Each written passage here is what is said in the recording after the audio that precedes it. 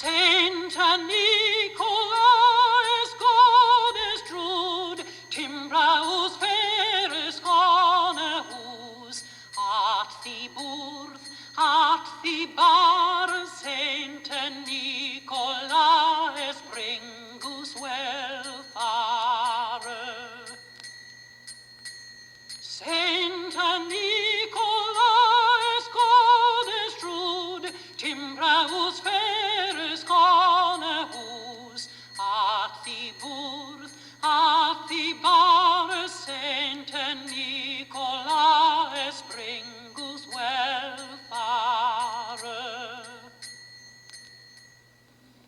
The voice of Russell Oberlin, America's most distinguished countertenor, in one of the earliest, perhaps the earliest song in the English language.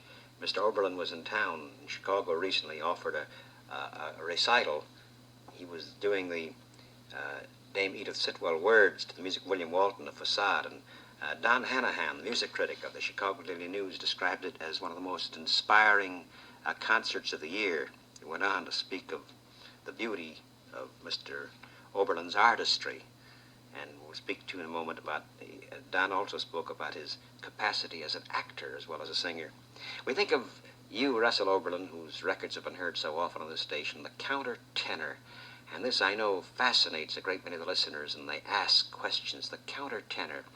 The countertenor is not a freakish voice, but really it's a tenor with a unusually wide range. What is a countertenor? Well, in my case, it's as you say. I studied as a tenor, and I graduated from Juilliard, and I had never heard, when I was in school, the term countertenor.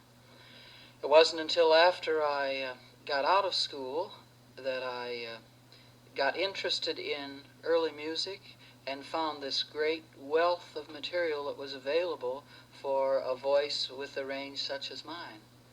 And when I was in school, I sang as a tenor, and of course the higher the song, the easier it was for me to sing. I had trouble with the low notes, where lots of tenors, it was the other way around.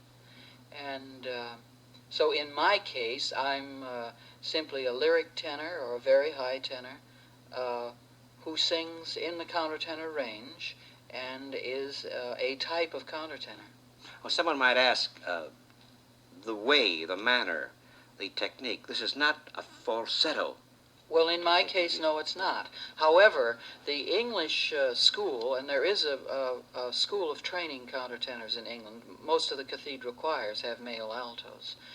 And they're trained from a falsetto standpoint. They take a boy's voice when it's changing and keep them singing in the alto range in their falsetto voice. Now, you might very well have a great countertenor possibility really? there as a falsettist. In short, then, the countertenor following English training could be a natural baritone or even a bass singer. Yes, singing countertenor with a falsetto voice. With a falsetto. But your case, the American approach, yours specifically is different. Yes. In that you are a natural lyric high tenor. Yes. Now, I'll say this, in Handel's time, there were 2 or 3 different types of countertenor singers, even then. And this was in England at that time. We had the falsetto singers, who were called male altos, and those singers who sang up to a certain point, maybe a G above middle C in their natural voice, and then sort of switch gears, much as we hear some contraltos do today, and sing the rest of their, the upper part of 4 or 5 more notes in a falsetto voice. And then there were a few who had naturally high tenor voices, such as mine. As a tenor, then, you were studying at Juilliard. That's right. And that's where you made the discovery? Well, it was not really until I got out of school. I was asked to make a recording. This was before the New York Pro Musica really was founded. We should point out that one of the members of Pro Musica was Russell Oberlin, whom we unfortunately in Chicago did not see during the performance of the play of Daniel a couple of years ago. But go ahead, I'm sorry. We got together to make a recording of some early Italian madrigals, Festino. And when we were together 5 or 6 singers with Noah Greenberg directing, we decided that the alto line just wasn't prominent enough with a female alto singing it. Something happened with 4 or 5 voices singing at the same time. There needed to be more of a core in the middle. And it was very easy for me to sing in that range, and so then the train was on the tracks, I guess. So with that range, this incredibly wide range that you have as a countertenor, being a natural lyric tenor, you found them songs. You found vast repertoire that would otherwise not have been yours. Songs, cantatas, all kinds of things. You can, and then, of course, when you really get involved in the history of countertenor singing, you see that women, up until the time of Bach, were never allowed to sing in church. Most of the music before the time of Bach was church music, sacred music, except for some folk things that were around. And consequently, most of the Handel oratorios and things, and even the Bach pieces, the alto parts were intended for boy altos or countertenor singers. So this came out of custom and necessity then, didn't it? The fact that the women were forbidden to participate in the singing. Right. They didn't sing in church. Much like Shakespeare, with Shakespearean plays, the early roles that were done by men. The songs, the speak of songs, we heard you. The program opened. You were singing a song described as St. Godric song. That's right. Well, the St. Godric hymns, they're the earliest known songs in the English language. However, I'm sure the language sounds much different on this recording than the language that we think of as the English language today. This was something akin to Middle English. You know, Chaucer and things that we all learned in school. When was the time of St. Godric? Well, I think it was 1006 was his birth, and then 11 something. He had some enormous age, like 140 or so they say. He was a pirate for 40 years of his life and a hermit for 20, and these songs were supposed to have come to him in a vision, and he woke up singing them. So these are visionary hymns. The first one you sang, really St. Nicholas, God's friend, build us a fine fair house at birth at the bier, St. Nicholas bring us well. That was the first. If you could, did you sing that in what you might describe as Middle English? Yes. Could you read perhaps, since the lyrics are there to the left, perhaps the third, fourth, now we'll hear the second, third, and fourth songs. They're quite brief. Do you want to hear the English? The English and then your language. Yours. Oh, I see. How did you do it? You sang it in... I sang it in Middle English, what is similar to Middle English. It's interesting to say, that there are... I studied this language for the pronunciation. I don't know the language, but I mean the pronunciation with an authority on 25 years. There are authorities, who work just on a 25-year span of what the diction was like from 1050 to 1075, or, how they ever know all this, I don't know. This was the diction of a particular period, a quarter of a century, some 900 years ago. Mm-hmm. What would be good, Russell, if you could just perhaps read the second song, verse in Middle English, and then the English translation, and then we hear all three. Sainte Mary Christus pur, Maidenes klein had moderes fleur, Dilly min sinrix in min mode, bring me to win with the selfed God. And that, in modern English, is quite freely, Holy Mary, Christ's kinswoman, immaculate maiden, flower of a mother, blot out my sins, rule in my mind, bring me to bliss with the true God. Sainte Maria, Christus pur, Maidenes klein had moderes flur, Diliae min sinerix in min mod, bring me to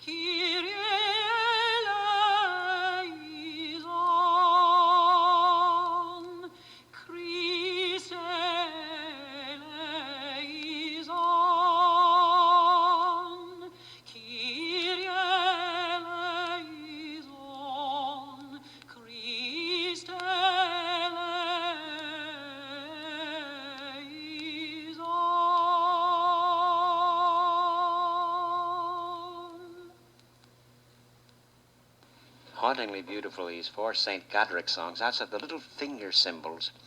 It's unaccompanied. That's right. The finger cymbals, well, in medieval times, there was this is called monody, just one voice alone, and they used percussion often, whether it be a drum or just clapping your hands, I suppose. And it was my idea to have the little finger cymbals. But is the unaccompanied tradition, was this part of the tradition in the Yes, unaccompanied? actually, people didn't have accompanying instruments, maybe some stringed instruments, but that has not been notated, you see. We don't have written down what, if they did have accompaniment, maybe if they had something with many verses, some of the verses would be accompanied and they'd just strum lightly on whatever instrument they were playing. The range, the incredible range of the countertenor, specifically of our guest, Russell Oberlin. Example, the range itself is, this too attracted you, didn't it? Yes. The fact that you had this vast repertoire Yes. song that would not otherwise be yours. That's right. I like, well, in my kind of a voice, being a tenor, I also have lots of tenor notes, the lower part of the male voice range, whereas in falsetto singing, the voice sort of, the falsetto voice just fades away about A below middle C. Maybe an octave and a half in a falsetto voice is fine, and lots of countertenor things don't encompass any more than that. It's an interesting point to be able to look. We can look at scores and decide by the range of the piece and by the orchestral accompaniment, if it's an orchestrally accompanied piece or aria that I'm speaking of, we can tell what kind of a countertenor that was intended for. You really can from the reading of the score? I think mostly, yeah. Some of the Handel things, there's so much accompaniment, with almost a full orchestra, that the falsetto voice simply wouldn't cut through all that. So here's a case that we earlier spoke of the English and as against the American approach. Here's where the American approach would be the more... yeah. I wouldn't call it English or American, though, really. It's just that we don't have in this country a tradition, really, for training countertenor voices, be they falsetto or whatever they are. It's just within the last few years that there's been interest in this. I think an example of the range would be the last part of Handel's Ombra Cara. Yes, that's a great Handel aria. Dear shade of my wife, that's right. Rest and await happily the vengeance I shall wreak. And then soon I shall come to you, shall embrace you faithfully. This is from Radamisto. This is the last part. Here's a good example. It's a cadenza that is interpolated by me. It's not written down, but it's in the style that in Handel's day the artists and singers were known for their embellishing of the scores. Tell me just a bit more before we hear this, the improvisational aspect. So here's a case of you, the performer. That's right. Putting your particular hallmark on it. That's right. With this cadenza in the style and tradition of the Handel operas of his day. Oh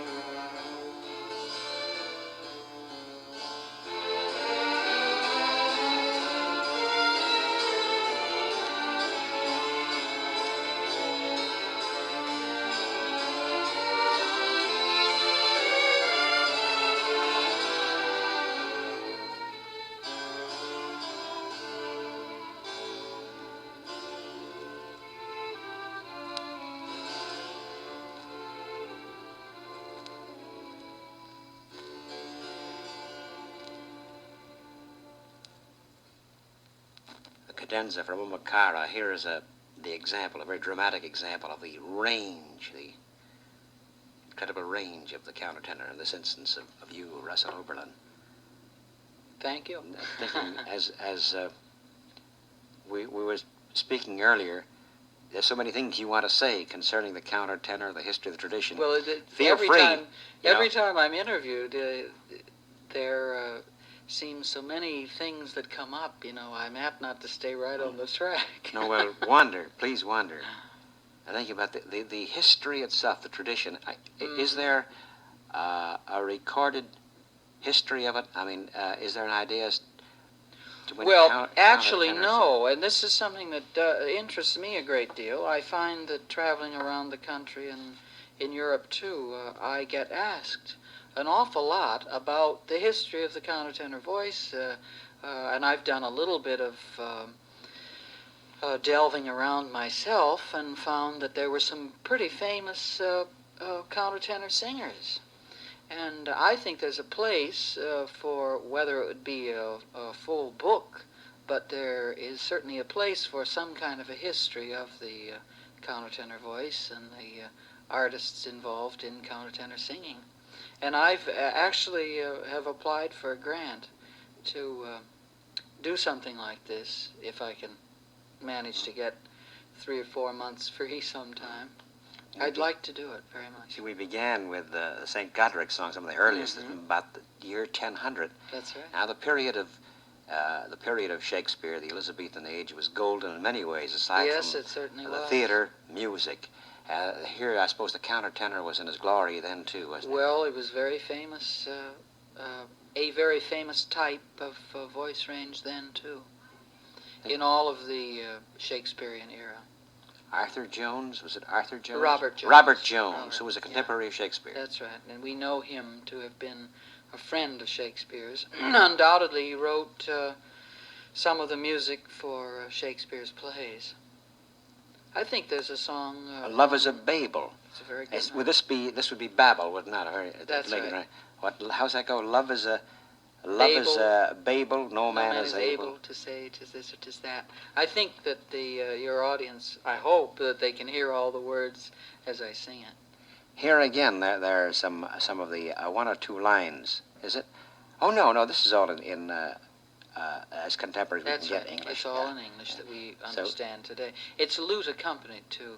Lute. I Oh, should this is say. lute. But I'm going to ask you later on about your Don Hanahan and his very enthusiastic review of your concert of Facade, Yeah. of Walton's Facade with Sitwell's words, spoke of your fantastic enunciation at dizzying tempos. Ask you about that in a moment. Well, that was one of the reasons I did this Facade was because I was singing something in Canada at one time for a television program, and it was something that was sort of difficult diction-wise, and the program director of the station asked if I had ever thought of doing Facade, and that's how I got That's how it involved came in into doing being. that, was through my singing of something that was quite involved in the diction. What I ask of you as the actor, after we hear the I must say Tower of Babel. Love is a Babel. Love is a Babel.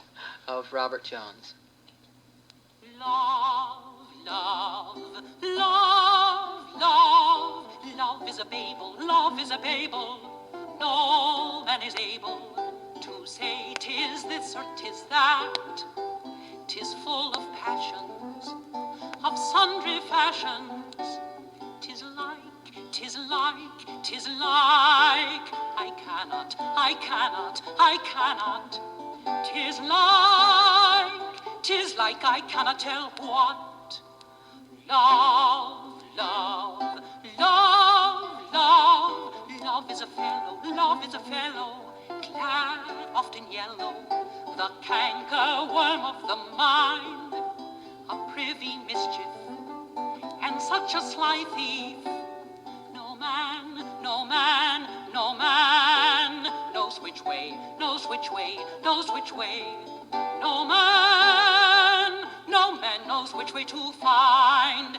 Loves, loves, loves, loves. Fair in the cradle, fair in the cradle, foul in the sable. 'Tis either too cold or too heart, an arrant liar, fed by desire.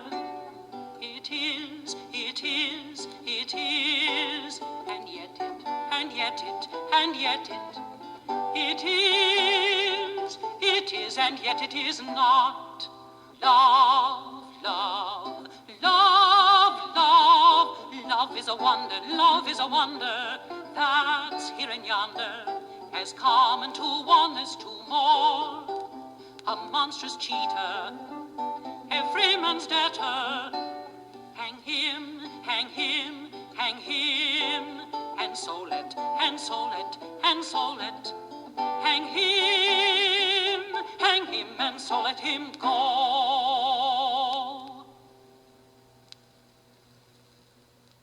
The philosophical Mr. Jones speaks of love's fair in the cradle, but foul in the sable. Mm-hmm.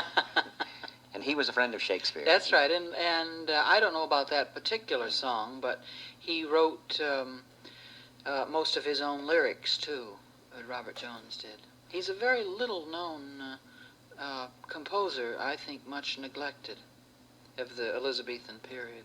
You know, we all know Dowland and Morley, and of course they were great, great composers. And there's Purcell.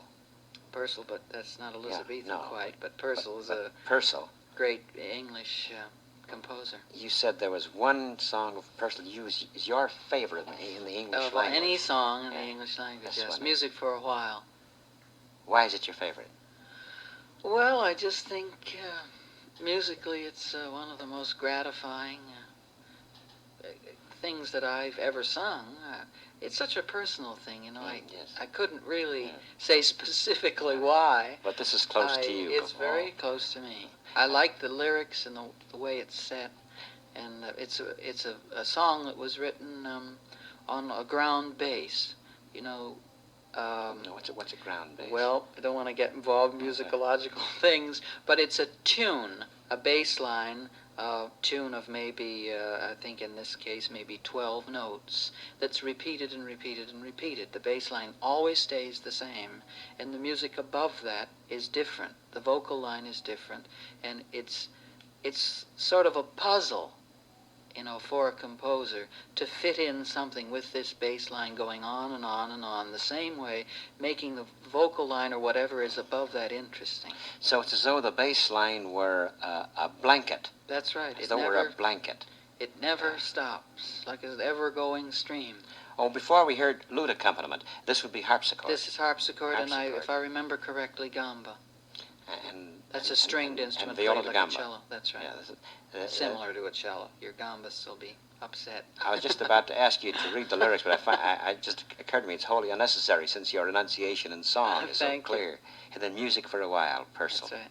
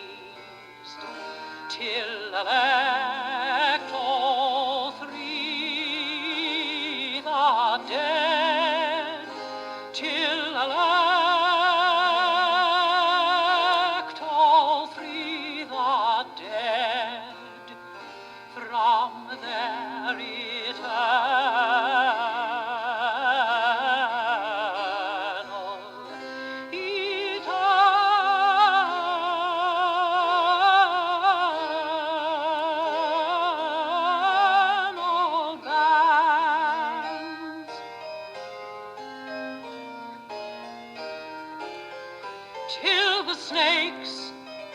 Drop, drop, drop, drop, drop, drop, drop, drop, drop from her head, and the whip from out her hands.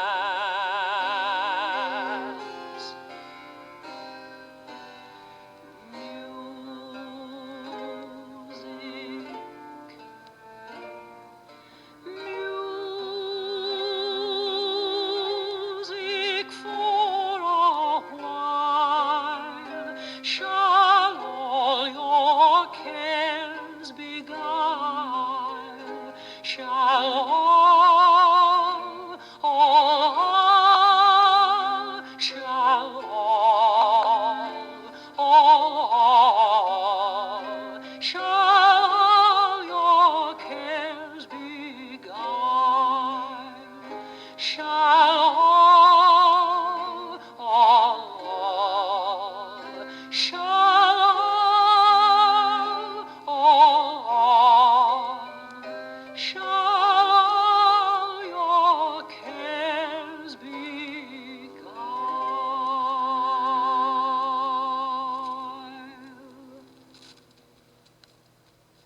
It's beautiful. Of course, it's not too difficult to understand why you like this so much. I love to open a program or end a program with that song. Music for a while shall all your cares beguile. Yes, that's a poetic little phrase. There's something in your choice of music. You touched upon it before we went on the air. You have a way, you can tell pretty much what you yourself can do best. Well, I like to think I can. I know lots of performers don't, for some reason, have that, whether it's an ability or gift or whatever it is, and depend on other people, to tell them what they should be doing or shouldn't. You knew, for example, But facade was for you. Well, I just knew, and I just knew that I loved it and I could do a good job. I wouldn't do it if I didn't think I could do Well, now here's a pretty case, good job. facade. This wasn't sung. This was a recitative, It's wasn't all it? spoken, yes. I hope to record it, by the way. And yet the singer in you, the musicality of it, I suppose, it was an added. Now you broke the image, and the image in the mind of everybody, of course, is the incredible voice and the cadence of Damien's. She's marvelous. But you're doing it. Now there's an acting involved here, too. Dan Hanahan spoke of you. You're with the dry humor that was here throughout. Is acting also part of your... Well, I love the stage and acting. I did the Benjamin Britten opera Midsummer Night's Dream at Covent Garden a couple years back.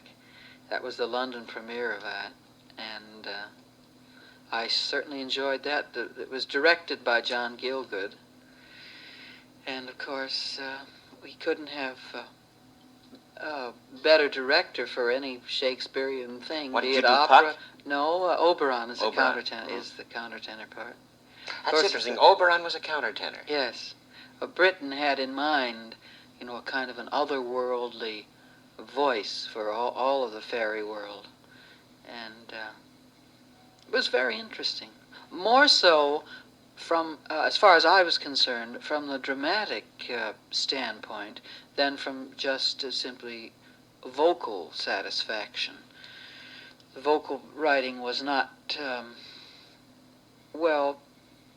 as exciting as one might expect. Vocally gratifying, it wasn't.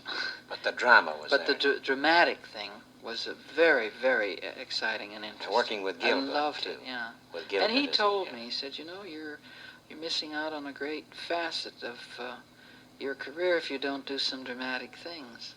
So then it's quite possible there can be in your world, in your life, this fusion of the two. Well, I hope, because it's a great love for me. I love it. Thus far we've heard you sing English songs. Then there are the leader for the countertenor. Here That's right. again. Well, this is not, the leader is not specifically, was not for countertenor at all. This just is more lyric tenor things. I think today, here in America, and I suppose everywhere, we're so apt to put people in slots. Labels. You know, put a label and then you don't get out of that. And this is something that I like to try to fight in my own little way, because I don't want to be put in just a slot somewhere. There are too many things I want to do and I enjoy doing, and I hope that I can find outlets for doing. And one is not just singing countertenor things, because the range of my voice enables me to sing music of other periods too. And there's this the lighter lyric tenor things in all of the Lieder repertoire of Wolf and Schumann. I think I have on a recording there, and some of those I think might be interesting for your listeners. Of course, these are piano accompanied, as they were intended to be. Well, here, Hugo Wolf, I think we should make clear that Russell Oberlin is a Decca recording artist, and we're playing from Decca albums that are available, mostly from the Russell Oberlin recital. This is Decca. Russell Oberlin has the St. Godric songs, Robert Jones and Purcell that we heard, and the Wolf and Schumann we'll hear in a moment, and there's the Handel area, too, that is also Decca of Russell Oberlin, as well as a number of others. But Wolf, you like, I suppose, a number of reasons why. Well, Wolf, again, it's the setting of words. Poetry, as far as I'm concerned, is almost the most important thing in any song. Some singers say, oh no, I think, it's the music, or it's the thrill of a high note or something, and I don't go with that at all. I think if an audience doesn't understand not just part of the words, but every single word, I'm not interested.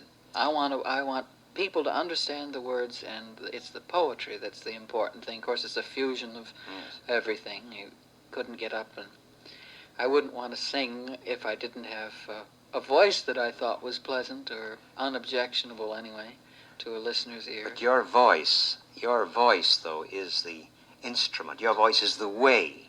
Your voice is the way that you transmit the poetry to the audience. Yes. The poetry. The voice sort of goes without saying, but to me, in a song, it's the poetry that's the important thing. Are you singing this in Wolf? It's in German. In Wolf, the setting is so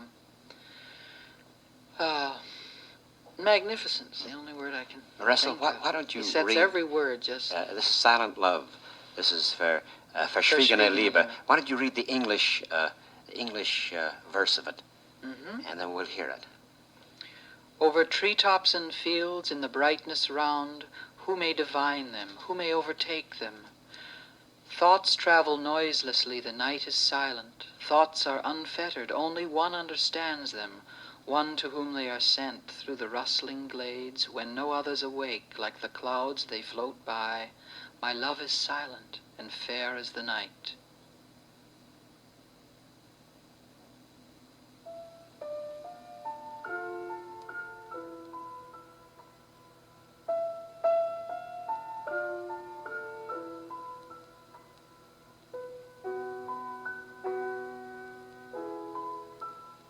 Über Wipfel und Saaten in den Glanz hinein, wer mag sie erraten, wer holt sie ein?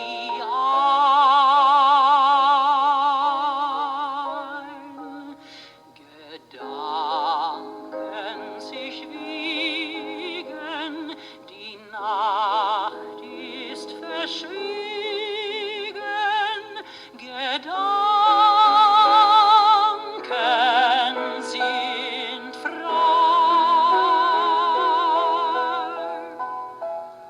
Errät es nur eine, wer an sie gedacht, beim Rauschen der Haine, wenn niemand mehr wacht,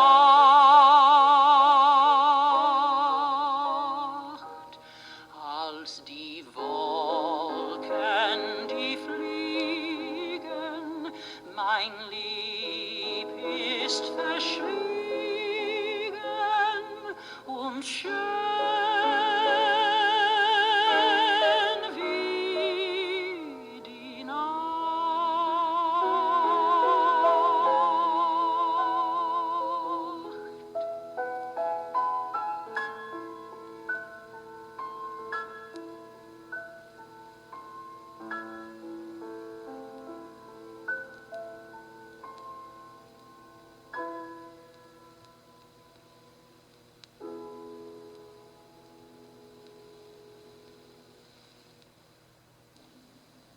Hugo Wolf, you say the fusion of the poetry, of the words, and of the music. Well, he always chose, in his case, he always chose the poet. Yes, he did. And he was the type of composer that was just very seldom satisfied.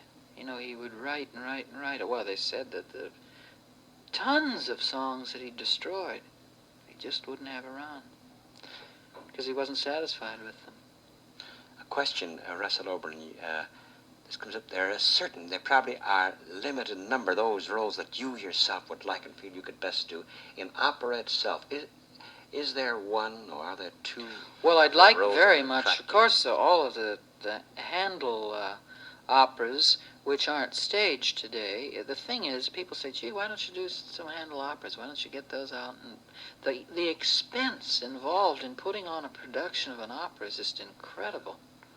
And especially staging a new one, you know, one that hasn't been done, and all the problems involved. It's really something.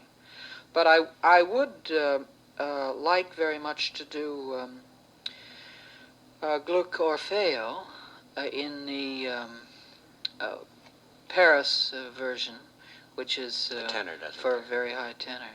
Yeah. See, that's something that Carol Fox should have thought of here in the lyric. Marvelous idea. Oberlin is an Orfeo. It's a marvelous idea. Like so in the Paris version, then it's a high tenor that That's does it. right. Yeah. Schumann. Well, I like Schumann's. I like the sentimental Schumann songs. I think Ihre Stimme, your voice, it would be fine. Here again, would you mind offering the English translation Delighted. of your voice? Let me search deep within you, conceal nothing from my gaze. What sort of magic power dwells in your voice? So many words strike our ears unheeded, and even as they fade away, all are forgotten. Yet, when your voice reaches me, though from afar, I listen to it happily. I can never forget it. I tremble then, burning with all-consuming passion. My heart and your voice understand each other so well. Lass tief in dir mich lesen, verhehл auch dies mir nicht, was für ein Zauberwesen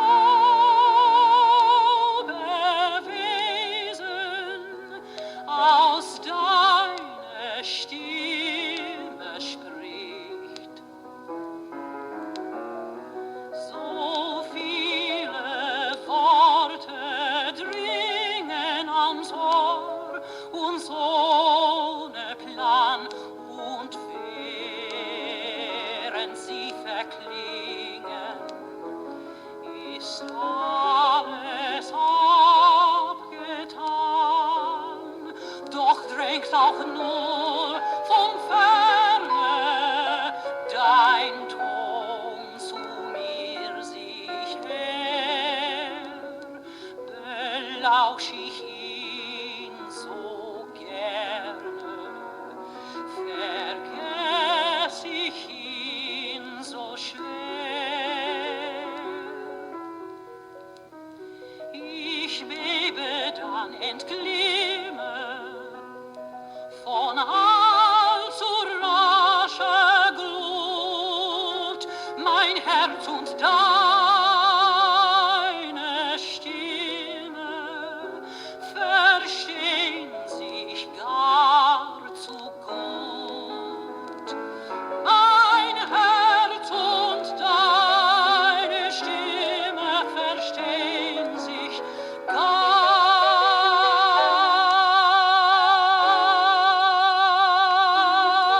zu gut.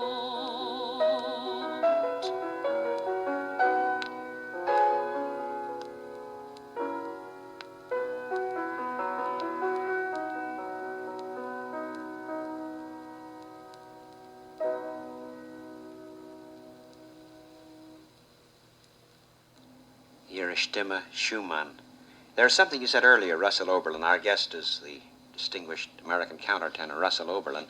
Something you said earlier about the range that you like in a countertenor's exploring and performing.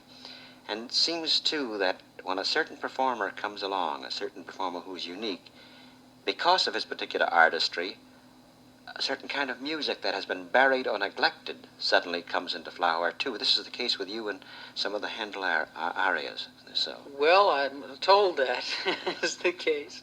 I like, when I find something that hasn't been done for a long time, and I like very much to have the opportunity to bring it to the fore. Well, again, you're uncovering how. Remember earlier you said also you have a pretty good way of telling what is right for you and what is wrong for you. Well, I like to feel I do. Well, so it was a question of your once you now discovered your countertenor propensities and your abilities, you dug in, then you dug deep into the literature of the music. Is that Yes, I tried to do that. And, of course, Handel is one of my very favorite composers, and he wrote an awful lot for the Italian. Of course, in the time of Handel, England was filled with the Italian imported castrato singers, and lots of the arias were intended in the Handel operas for the castrato voice. And they, contrary to what many people think today, the arias that were written for that kind of a voice are not necessarily suited to a countertenor voice, because the range is even greater.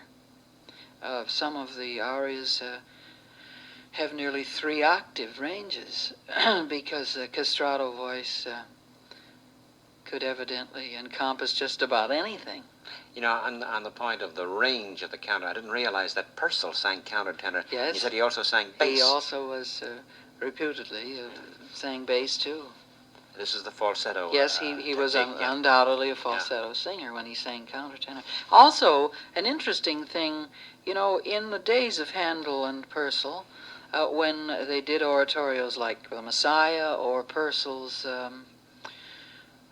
St. Cecilia's Day Ode, if they had more than 4 soloists, soprano, alto, tenor, and bass. Like The Messiah, we're all used to the 4 soloists. In the first performance, I think there were 8 soloists.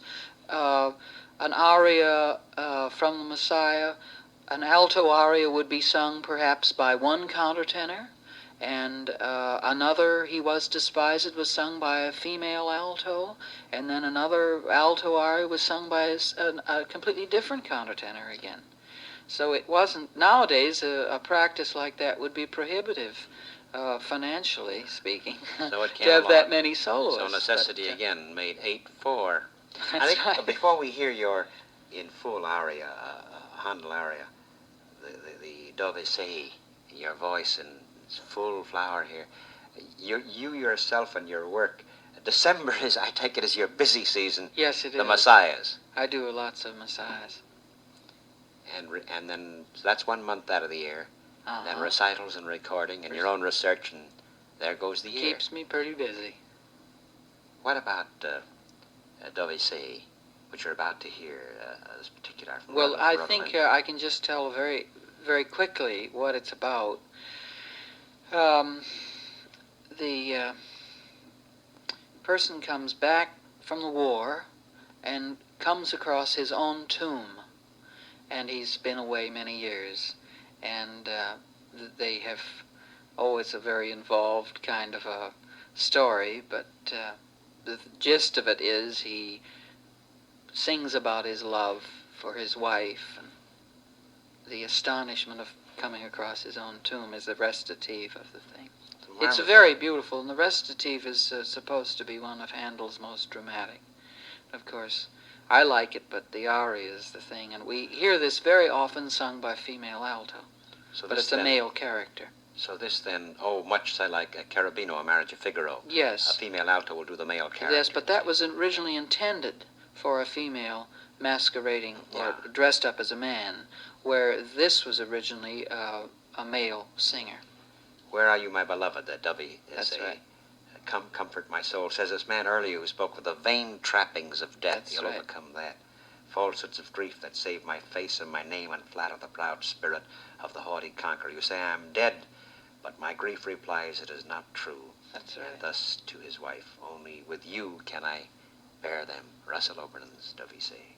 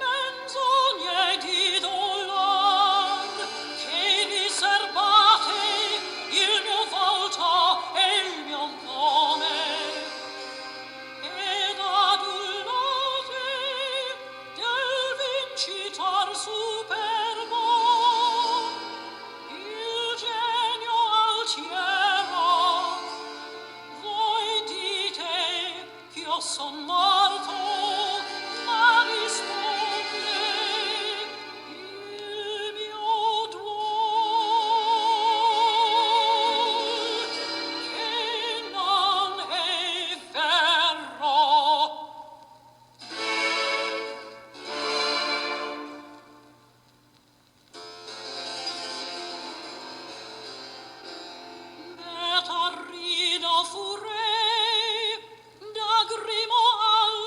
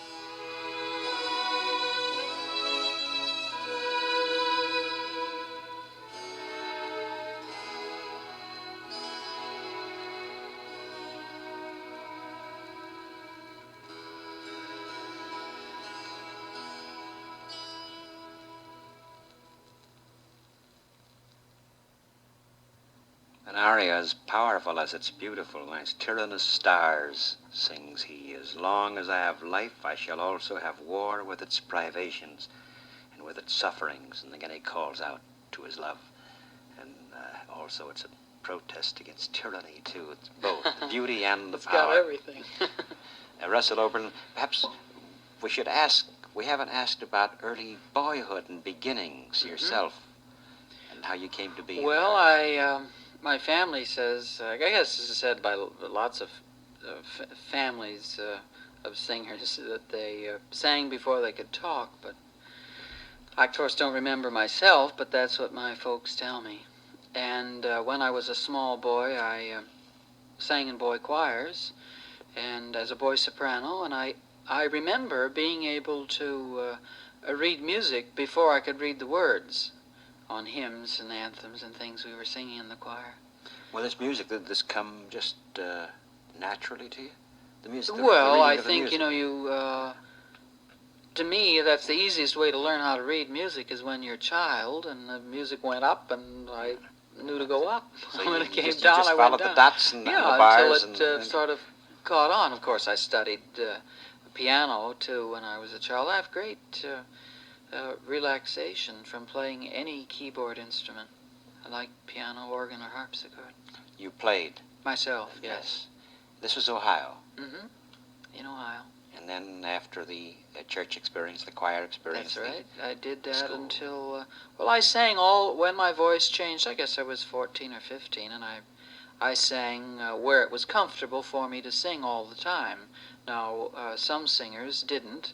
They stopped singing for several years, but I sang alto, and then I sang tenor, and there was a time when they thought I might be baritone.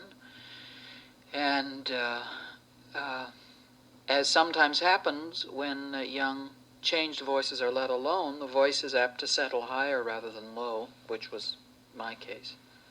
Well, that's interesting. You kept singing even during that time when your voice transition was period. changing. Mm-hmm. During But the I never change sang period. in any range that put strain on my voice. And I'm sure if there was a sign of strain, I wouldn't have sung. So it's doing it naturally, where it was most natural for you, That's the right. man and the singer. That's right. I was never pushed into being a tenor or a baritone or anything. Well, Russell I Oberlin, just- I know you're now on your way back east. Will you be returning soon? Obviously, your concert in Chicago was a very successful one critically. Well, I and certainly it's hope attended. so. Would there And be? Is there anything in the? I'm going to be here at Christmas time. I think doing the Messiah at the university, I believe. It's kind of hard for me to keep in my memory just where I'm going to be. You'll but be back here I think sometime it's, during yes. the Christmas season. Russell Oberlin, countertenor. And perhaps a way of saying goodbye. Why not Purcell again? Hark the echoing air. A way of Fine. saying goodbye. And thank you very much, Russell Oberlin. Thank you. The pleasure's being our mine. guest this morning. Very Purcell. happy to be here. Hark the echoing air. Hark, hark, the echoing air a triumph sings. Hark, the echoing air a triumph sings. A triumph, a triumph sings. A triumph sings. Hark, hark, the echoing air a triumph sings. Hark, the echoing air a triumph sings. A triumph,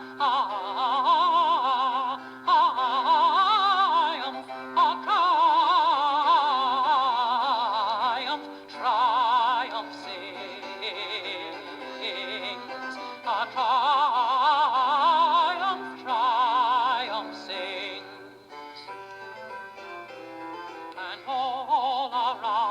And all around, peas and cupids clap their wings, clap, clap, clap, clap their wings.